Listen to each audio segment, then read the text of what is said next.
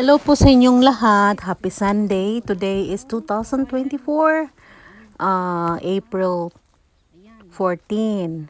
Ito guys, yung kawayan po ng aming kapitbahay. Nagtutubuan po dito sa aming paligid. Kaya ang ginawa po namin, pinutol namin yung kanilang kawayan. At yan hanggang sa dulo. Kasi dito guys, sa part dito, hindi mo talaga madadaanan dyan. Ito na po yung mga kawayan na naputol namin. Para na siyang bundok kadami. Ay, napapagod po kami. Pero syoga na eh. Kasi pag hindi ka, mag-iinarte ka, wala kang magagawa. Hindi magiging malinis yung paligid niyo. At dadami po yung mga kawayan. Kaya, maski nandito sa Japan, walang arte-arte. Ayan. Kasi pag nagtanomo ka pa ng mga para sila nang gumawa, wag na. Hanggat kaya mo, gawin mo. Oh, 'di ba? Ang dami hanggang doon 'yan sa pinakadulod. Tingnan niyo guys, oh. Doon sa may daan 'yan, pinutulan namin. Nakakapagod, pero okay lang. Pero ang mas napagod talaga yung anak ko kasi siyang taga-putol. Ako naman ang sobrang haba ng kawayan guys.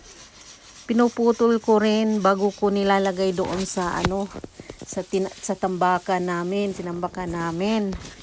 Ito ang sobrang haba ng kawayan na yan. Ganitong ginagawa ko, oh. Ayan, puputulin.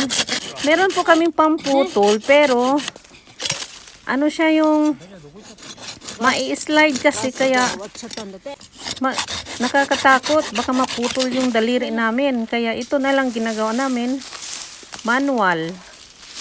Okay din naman, dala sa exercise. Yan o. So ito, akong tagahakot.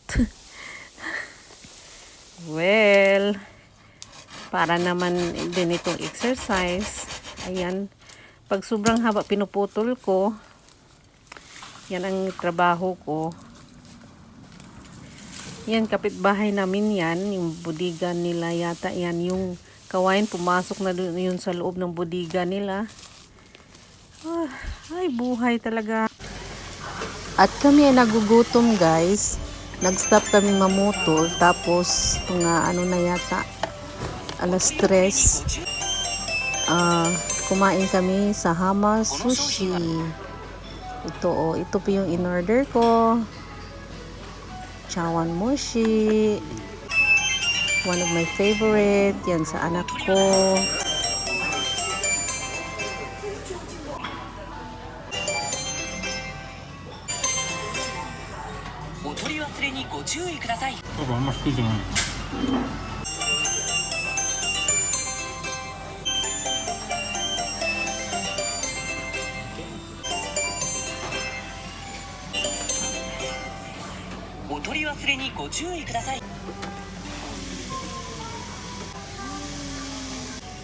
Ayan, tapos na po kami. So, ito po lahat yung nakain namin. Hindi akin yung dito lang ako sa baba. Ay, thank you for watching.